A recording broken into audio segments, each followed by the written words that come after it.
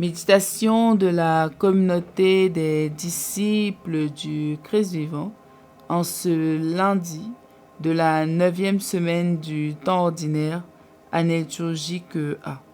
Première lecture. Lecture de la deuxième lettre de Saint Pierre apôtre au chapitre 1, les versets 2 à 7. Bien-aimés, que la grâce et la paix vous soient accordées en abondance par la vraie connaissance de Dieu et de Jésus, notre Seigneur. Sa puissance divine nous a fait don de tout ce qui permet de vivre avec piété, grâce à la vraie connaissance de celui qui nous a appelés, par la gloire et la force qui lui appartiennent. De la sorte, nous sont accordés les dons promis, si précieux et si grands, pour que par eux, vous deveniez participants de la nature divine, et que vous échappiez à la dégradation produite dans le monde par la convoitise. Et pour ces motifs, faites tous vos efforts pour joindre à votre foi la vertu, à la vertu la connaissance de Dieu, à la connaissance de Dieu la maîtrise de soi, à la maîtrise de soi la persévérance, à la persévérance la piété, à la piété la fraternité, à la fraternité l'amour. Parole du Seigneur. Méditation. Frères et sœurs, amis du Christ, rendons grâce à Dieu 3 fois saint pour ses nombreuses bénédictions dans nos vies et dans celles de nos proches. Il a mis en chacun de nous des dons qui nous permettent de vivre pleinement notre relation filiale avec lui. Comme nous le dit Saint Pierre dans la première lecture d'aujourd'hui. Dieu nous a créés par amour et ce qu'il veut pour nous, c'est que nous puissions partager sa divinité au soir de notre vie terrestre.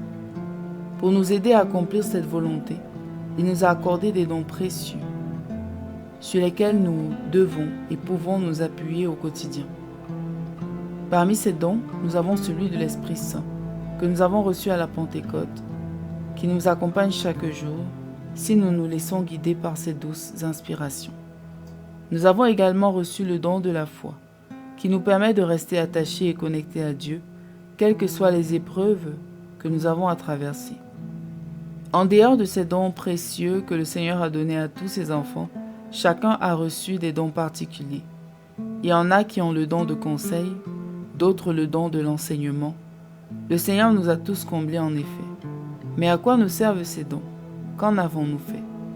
Nous utilisons très souvent les dons de Dieu sans nous soucier de leur véritable raison d'être, comme si nous en étions les propriétaires, et parfois même pour nuire aux autres. Il nous arrive aussi de ne pas prendre conscience des capacités que le Seigneur a mis en nous et de passer le temps à envier et à jalouser ceux qui se laissent guider par Dieu et qui vivent pleinement leur relation avec Dieu et bénéficient des retombées de cette relation filiale. Il ne devrait pas en être ainsi. Les dons de Dieu sont en réalité des moyens pour avancer vers notre destination finale en toute sécurité. C'est pourquoi nous devons toujours nous rassurer de leur utilisation. À chaque fois que nous voulons en user, nous devons nous poser la question de savoir si à travers cette utilisation, nous nous rapprochons du Christ. Nous devons surtout faire attention à ne pas nous enorgueillir, car qu'avons-nous fait? Qu'avons-nous que nous n'ayons reçu? Bien-aimés, que le Seigneur nous donne de prendre conscience de tous les dons qu'il a mis à notre disposition pour vivre une relation harmonieuse avec lui et nous donne de nous en servir pour marcher assurément sur le chemin de notre salut. Prions. Père, nous te rendons grâce pour toutes tes bénédictions dans nos vies et plus encore pour les dons que tu mets à notre disposition pour nous aider à vivre en enfants de Dieu. Donne-nous d'en prendre conscience et de nous en servir pour ta gloire et notre salut. Intercession.